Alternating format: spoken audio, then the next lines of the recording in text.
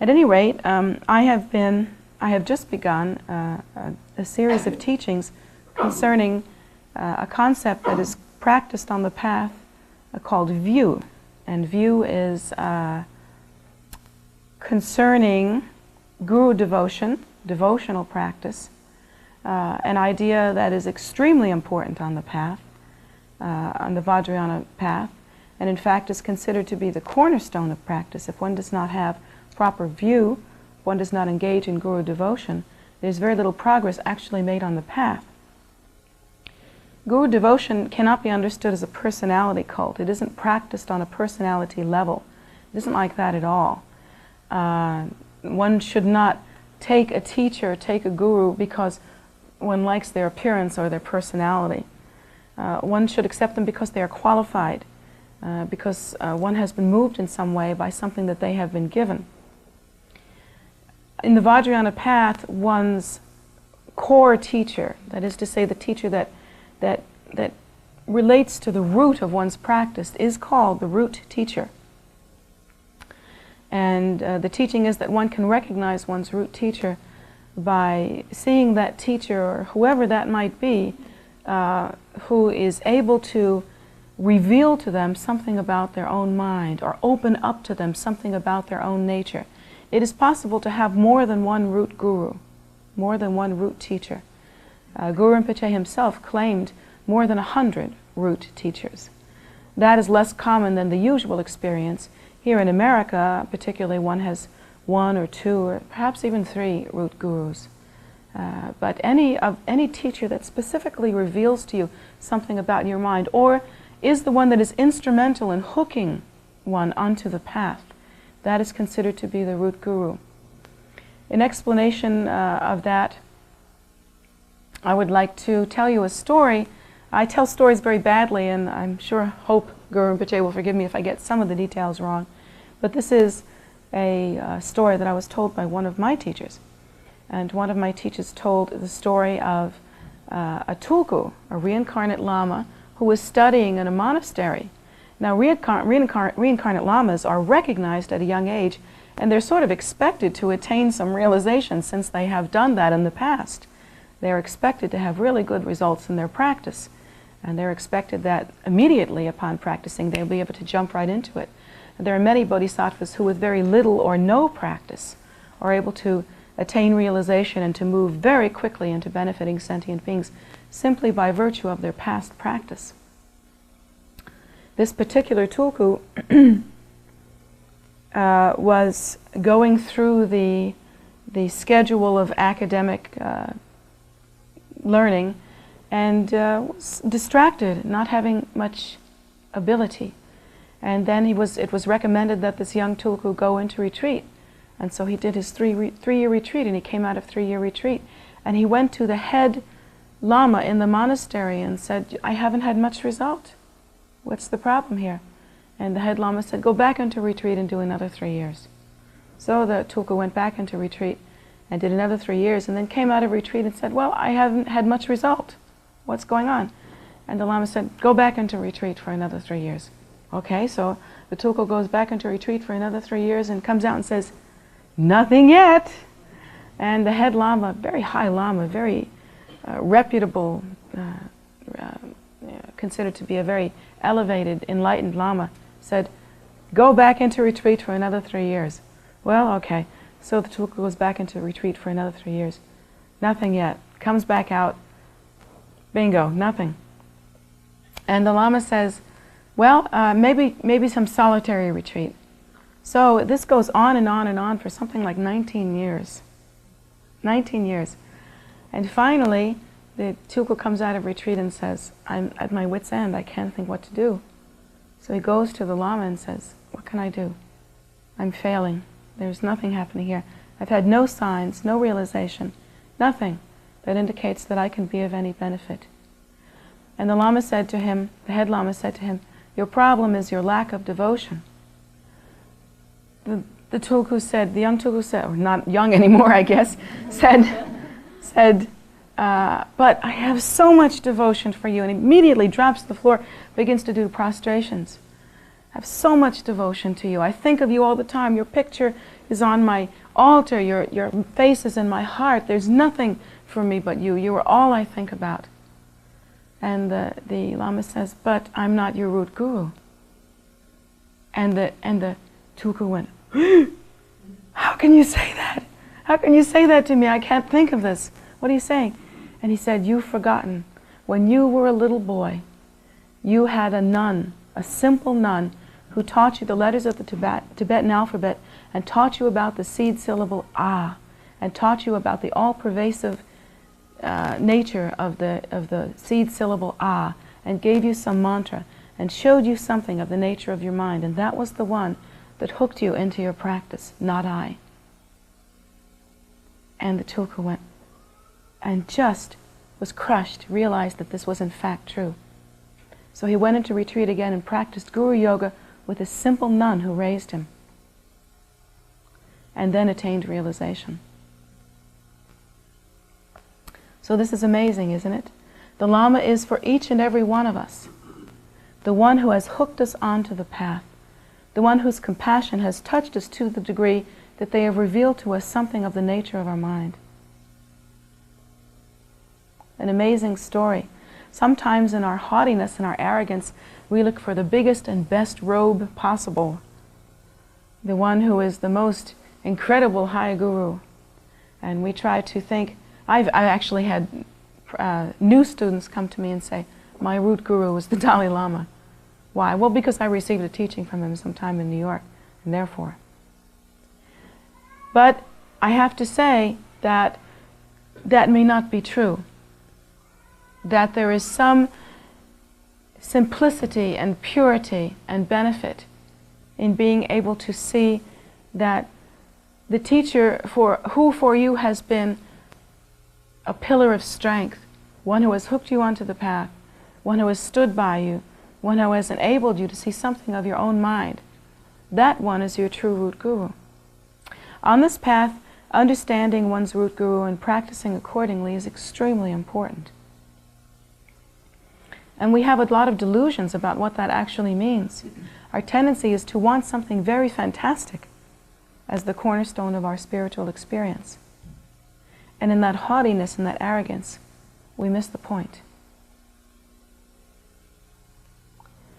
The point is that for us, the teacher is the door to liberation.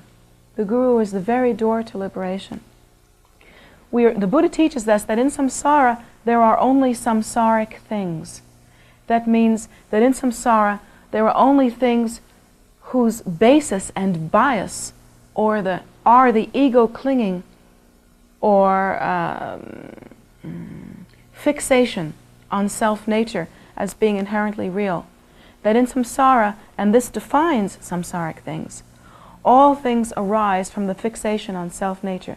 We are born into this life, are we not? And our first cognizance is of self-nature in some way. Everything that comes from that point is built on the idea and clinging to self-nature. But this doesn't begin with this lifetime. We are taught in Buddhist tradition that we have believed in self-nature and have assumed the identity of self-nature since time out of mind. How long is time out of mind? Well, it's literally that, time out of mind. It's unimaginable time. So we have the knee-jerk reaction and habitual tendency of clinging to self-nature so deeply embedded within our mind stream that our whole mind stream phenomena continuum is built on the assumption of self-nature as being inherently real. Everything is built on that assumption. And so that all of our experiences, therefore, are samsaric in nature. How the teacher becomes so important on the path is that the teacher and the appearance of the path, the appearance of the teacher, is the one thing that we can experience that is not samsaric in nature. And the reason why is that the appearance of the path and the appearance of the guru, therefore, does not arise from the assumption of self-nature. Since it does not arise from the assumption of self-nature, it does not result in clinging to self-nature. The seed always determines the nature of the fruit. Anything that arises from the clinging to self-nature will result in more clinging to self-nature. For instance, in samsara, if we are thinking that we are lonely or unhappy, and what we try to do is solve that loneliness or unhappiness through whatever means in samsara, like getting more relationships, or getting more cars, or a new house, or some new clothes, or whatever it happens to be, the result will not be good. Why? Because the seed of that is the clinging to self-nature. It will only result in more clinging to self-nature. That's the only possible result. So the more samsaric activity we engage in, the more clinging we find ourselves wrapped up in or fixated on. The path, that is the path of the Bodhisattva, the path of Dharma, appears in the world due to the blessing of the Buddha nature, due to the blessing of the appearance of the Buddha in the world. All of the Dharma path that we practice here arises from the mind of enlightenment. It arises from the Buddha. Any path that leads to enlightenment must have arisen from the mind of enlightenment. If it did not arise from the mind of enlightenment, in other words, if some ordinary sentient being appeared in the world and just made up a path, it would not result in enlightenment, because it arises from the mind of an ordinary sentient being. But the Dharma path, the path of the Bodhisattva, arises from the mind of enlightenment, was brought to us by the Buddha, the appearance of the Buddha nature in the world. Any path that results in enlightenment must do that, must arise from the Buddha nature. Any path that is arising from the Buddha nature must result in enlightenment. How does one's root guru appear in the world? It was Guru Rinpoche himself, the very display of the fully enlightened Buddha nature, who brought Buddhism into Tibet, that said, "I will appear as your root teachers," indicating that his blessing would be there in the world as your root gurus, who would be enabled to bring to you the same blessing that he brought to Tibet. Therefore, the appearance of the root guru in your life arises from the mind of enlightenment and can result in the mind of enlightenment so long as one follows the path and practices the path with devotion, with surrender, with purity of intention, with compassion. These things are necessary ingredients. To meet the guru and to turn away, of course, will not result in enlightenment, but to follow the path that is brought to you by the mind of enlightenment will most surely result in enlightenment. The practice of devotion that arises from the mind of enlightenment will surely bring enlightenment. The seed results in the fruit. It is always that way. Just as one cannot get bananas from apple seeds, one cannot get enlightenment from samsaric conditions. Just as apples cannot arise from banana seeds, one cannot get ordinary samsaric conditions from the mind of enlightenment. Therefore, devotion becomes essential upon the path. Devotion properly practiced is essential upon the path. Arising from the mind of enlightenment, it is the seed that must be nurtured, that will result in the sure and certain blessing of enlightenment. Enlightenment is your very nature. There's nothing to turn away from.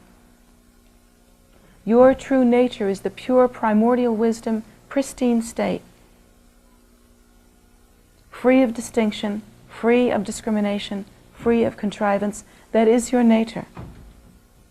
Your nature is inseparable from the Guru, and upon practicing devotion purely, you will find that your face is the face of the Guru, that you are inseparable, and the Guru's face is your face. Practicing devotion properly, one will see the blessing of the Guru everywhere. If one were to look at every circumstance in the life, let's say if you were to walk out, Buddha forbid, into the street and break a leg, just break a leg, Now, under ordinary samsara conditions, you would say, damn, I broke my leg. This is terrible. I broke my leg and now I can't walk and now everything's really awful. That might be what you'd say. Probably that's what a lot of us would say. You'd have a terrible experience of breaking your leg. It would keep you from getting around. But supposing your practice of devotion were very pure. Supposing you were enabled through the blessing of your practice and through your devotion to the Guru. You might walk outside and break a leg and you might say, well, I don't understand this yet, but in some way this is the blessing of the Guru. This is Guru Rinpoche's blessing. So this being the blessing of the Guru, I'm laid up for a while. I think what I'll do is buy one of these little gizmos called a mala, and I'll start accumulating some mantra. In fact, maybe I'll hobble into the temple and try to get the blessing of the empowerment or the lung, and I'll have plenty of time now to accumulate some mantra. And maybe during the time you've accumulated some mantra and really practice the blessing thoroughly, maybe during that time you'll have a sign, a dream, something that hooks you and tells you, this is it, this is it. Something that touches you deeply. Sometimes it's a dream of the Guru. Sometimes it's an indication of the time to come, spent learning the Guru's blessing, accomplishing the Guru's blessing. Whatever it is, suddenly this broken leg becomes a blessing, doesn't it? It becomes what hooks you on the path. It is the hand of compassion reaching out and touching you, enabling you where you might not have stopped to reach and touch and taste this blessing any other way. You've had things like that happen in your life before, but you didn't recognize them. You could have taken advantage of them at any turn, but you didn't know. Well, now you know, and this is called the beginning of practicing devotion, the beginning of practicing view. Anything that occurs to you, any heartbreak, any pain, any fundamental unhappiness, could be in disguise Guru Rinpoche's blessing. Practicing devotion, allowing your heart to be softened and deepened, seeing the Guru's blessing in anything, this could be your time. This could be it. I've seen it happen again and again. A student whose heart was like a rock, untouchable, unmovable, might suffer the worst, most back-breaking, broken heart. And that broken heart might be the thing that softens the student finally. Like rolling away the big stone, or cracking it open, or breaking through it. Somehow the student becomes empowered. Why?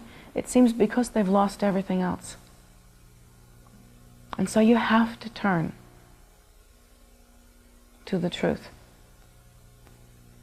That moment might be the most potent moment of your life. Can any of you relate to that? The most potent moment of your life might be when you are completely disabled, crushed, laid out to the bone. And that is truly Guru Rinpoche's blessing. Because it will pass, you know? You'll get over it.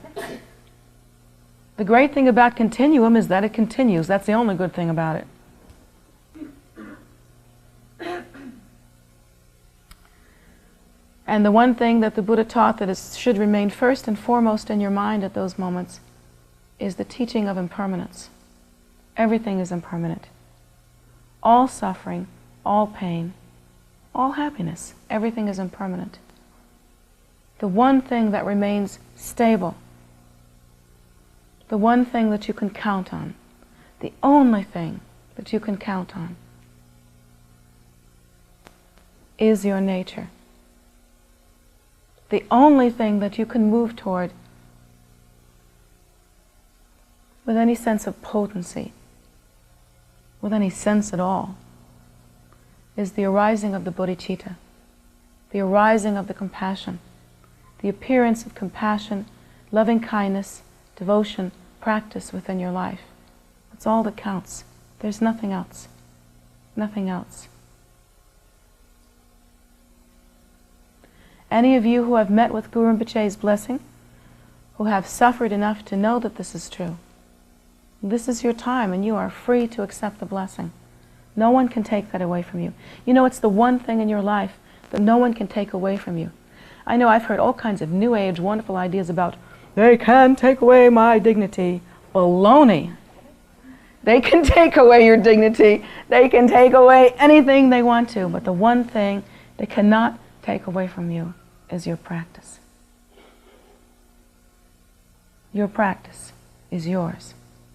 Even Guru Rinpoche himself, should he be so inclined, which he is not, cannot take away your practice. Lord Buddha himself could not come to earth and keep you away from your practice. Because the nature of the Buddha and your own nature is inseparable. It cannot be taken away from you. So that's what you have that you can feel safe in and you can count on. You have that. Should you become my student, and those of you that are my students, I'll do everything I can to show you that. Believe me. That you can count on too. And I have some students that'll swear to that. So, that you can count on. In samsara, there is nothing upon which you can depend. Samsara is faulted by nature. It arises from ego clinging. It results in more clinging, which Lord Buddha says is the cause of all suffering.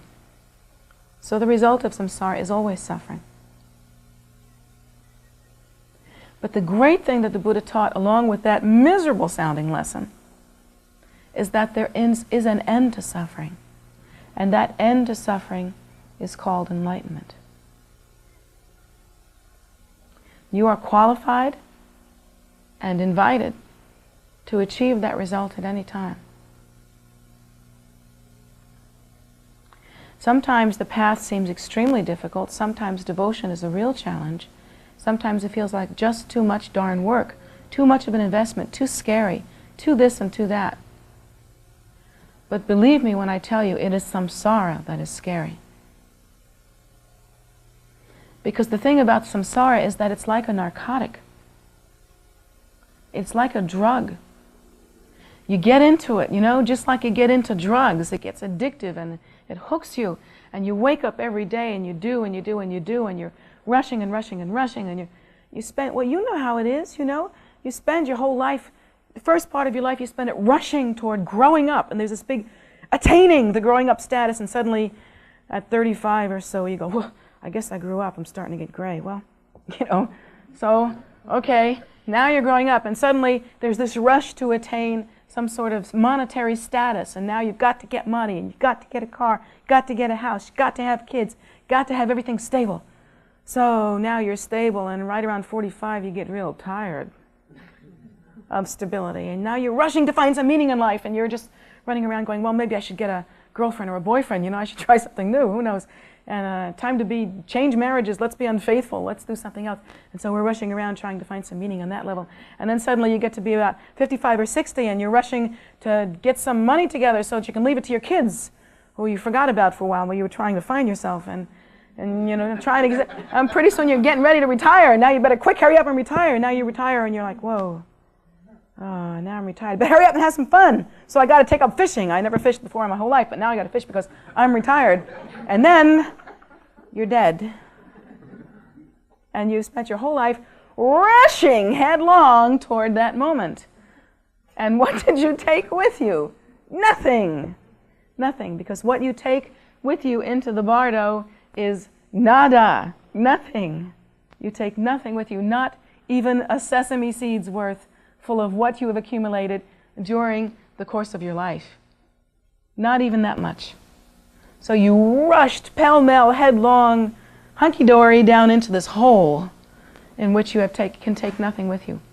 What you take with you into the bardo is your own habitual tendency. What you take with you into the bardo is your own continuum. What you take with you into the bardo is your karma, your virtue, your non-virtue. That's what you have. Basically, you have you. And in the bardo, you re-experience all that ego clinging.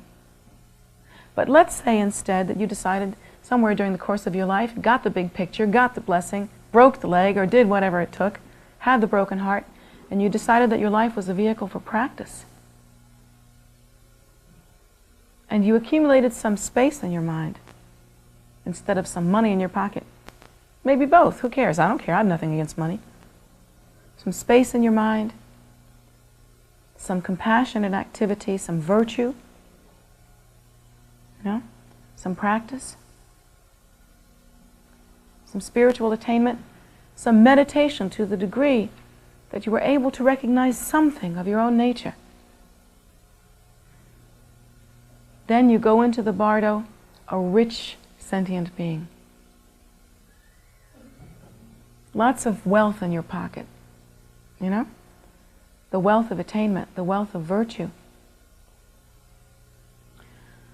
What you have accumulated during the course of this life absolutely will have an impact on your next life, and certainly in the bardo intermediate state.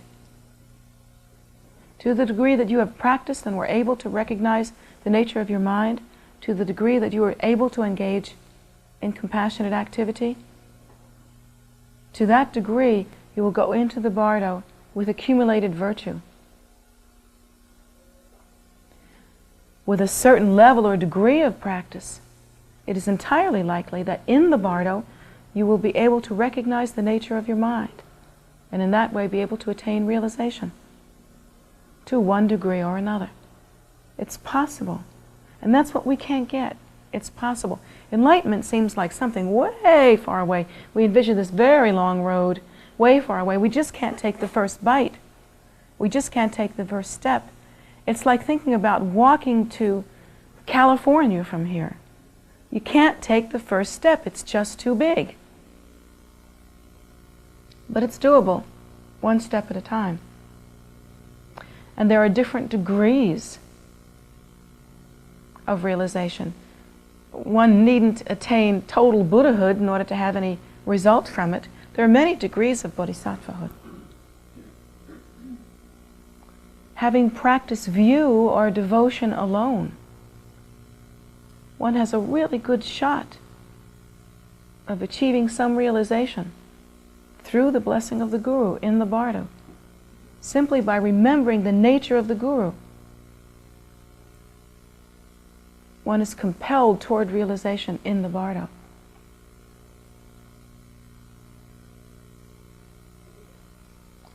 So it's doable.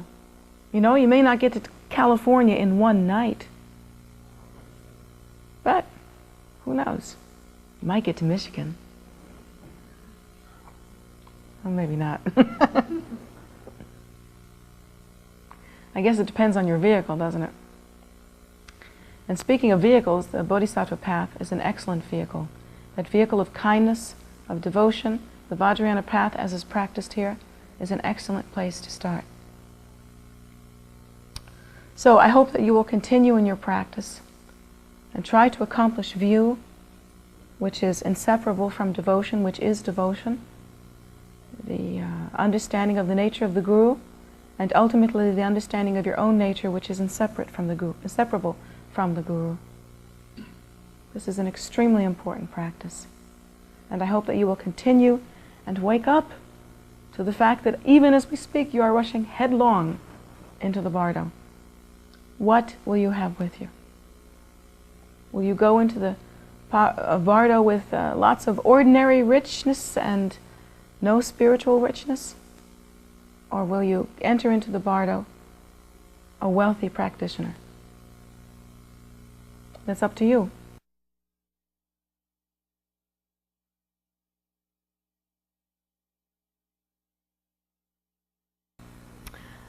When we do the 7-line prayer, we actually do it when we accumulate the 7-line prayer together as a group. We do it within a context of a puja or meditational practice that is called the shower of blessings. And the shower of blessings was put together by Mipam Rinpoche and is extremely auspicious practice. The method of the practice, the goal of the practice is to accumulate many repetitions of the seven-line prayer, which actually accumulates a great deal of virtue or merit within the mind stream. The seven-line prayer is an extraordinary prayer. It was not composed through ordinary means. In other words, some person didn't come up and simply write the prayer. It wasn't composed by an ordinary being.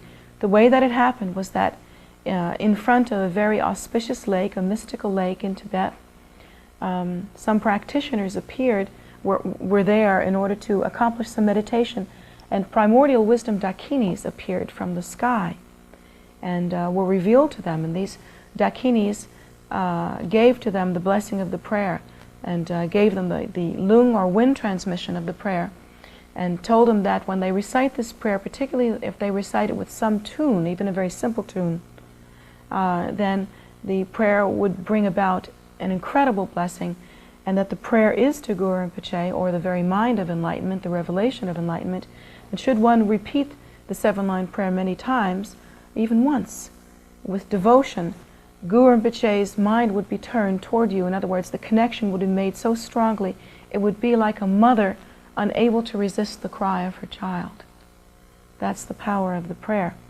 The meaning of the prayer is very obvious on an ordinary level. One can see, not that there's anything ordinary about this prayer, that might have been the wrong word, but on a relative level, one can see the meaning of the prayer. The translation is there. It is a prayer to Guru Rinpoche. It describes Guru Rinpoche and indicates that one will follow Guru Rinpoche. The prayer actually exists on 3 different levels, however. The second level of meaning is that each one of the seed syllables, that is the seed syllables in Tibetan, each one of the syllables has a specific meaning. Each one of the syllables is a condensed version of that meaning. And the meaning of the prayer is an indication of one's sameness with the non-dual primordial wisdom nature. It is a way of creating the connection or the hook between one's own seemingly egocentric individual nature and that primordial wisdom nature. It actually describes the nature of the mind. It describes the method by which one can attain realization, and it describes the result. Each of those syllables is a very condensed. If one were to take each of those syllables, one could describe the meaning of each of those syllables in perhaps 3 or more pages of written material. Think about it that way. So it's extremely condensed, and the meaning has to do with connecting one with the perception of the primordial wisdom nature, which is one's nature. Also, each one of those syllables, pronounced properly, has an effect on the inner channels, winds, and fluids associated with one's inner psychic nature. And simply by repeating the prayer and pronouncing the syllables, and here's the important thing, pronouncing the syllables. When you have the opportunity to pronounce them, you should pronounce them and not just think them or not just read the prayer silently, but pronounce them with your voice, with your wind, because it does have an effect on the psychic winds, channels, and fluids within one's being. Even if one does not understand the meaning of the prayer, that is true. The third level of meaning is secret and cannot be given to the student unless they have repeated at least 300,000 repetitions of the seven-line prayer. I myself have made a commitment to accumulate at least 1 million repetitions of the seven-line prayer, which I haven't done yet, but I have accumulated 300,000 repetitions of the seven-line prayer. I suggest for each and every practitioner that you accumulate 100,000 repetitions of the seven-line prayer with your voice. It can be loud, by saying Hung Organ Yogi Nupchang Sam, like that. Or it can be sung like Hung Organ Yogi Nupchang Sam, something like that. Or you can whisper it, Hung Organ Yogi Nupchang Sam, like that. So long as there is wind used, that is extremely important, and you should try to do that. These practices that are given to us on the Vajrayana path, any of the Terama revelations that we practice here, including the seven-line prayer, were revealed in some mystical and enlightened way. One does not sit down and simply compose practices. As in the case of the Namchu revelations, which are broadly practiced here in this temple, the Namchu revelations came about by originally Guru Rinpoche, who is the very mind of enlightenment and the seed of all practice, indicating that in some future time a tertin or treasure revealer would be born. His name was indicated, his conditions of birth were indicated, and in a symbolic fashion the time of his birth was indicated. After a while this tertin or treasure revealer was indeed born, and his name was Tertin Migyur Dorje. Migyur Dorje is commonly practiced here in this temple primarily because my predecessor, the first Ahkon Lhamo, and I am recognized as the incarnation of Ahkon Lhamo, was one of the close students of Tertin Migyur Dorje, and she was there to receive his blessing directly. And also the Namchu revelations, the revelations of Migyur Dorje, are most commonly practiced in the Payul tradition, and that my predecessor and her brother Kunzang Sherab founded together. So therefore the Payul tradition is filled with the blessing of Tertin Migyur Dorje. At any rate, Migyur Dorje appeared at the proper time, and as a child, he was called the child Tertin. As a child, a very young child, before the time that he could properly speak, actually, and properly write, began to indicate that the deities, including Guru Rinpoche, had come to him and appeared to him in the sky. And appearing to him in the sky, they gave him the Terma revelation in its entirety, from preliminary practice through generation stage practice all the way up to completion stage practice. Now he was too young to write the teaching down. He was not able to write the teaching.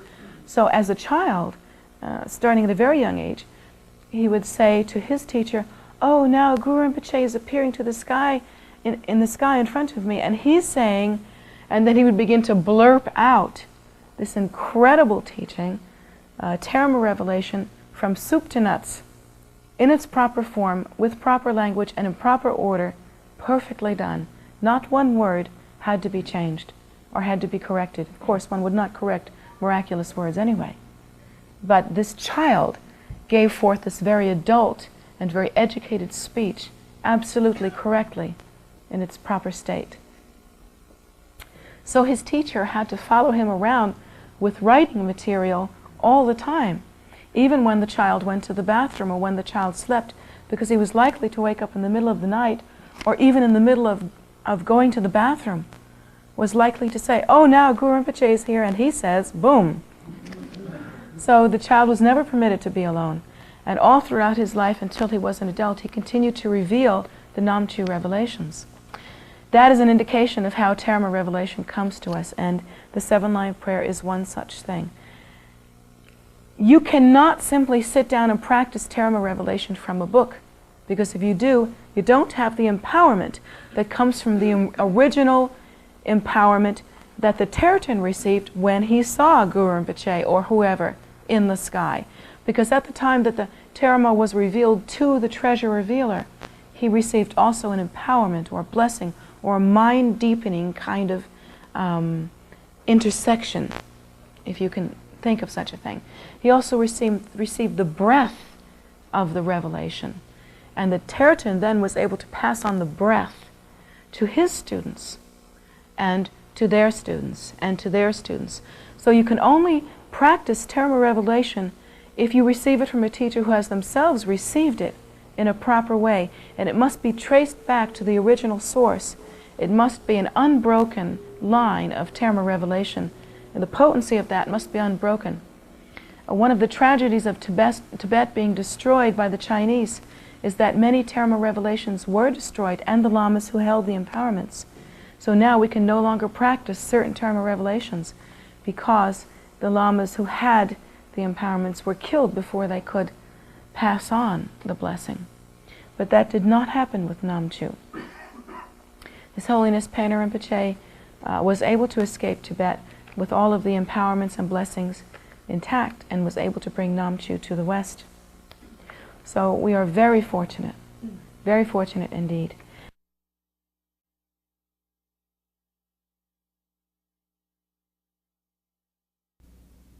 No.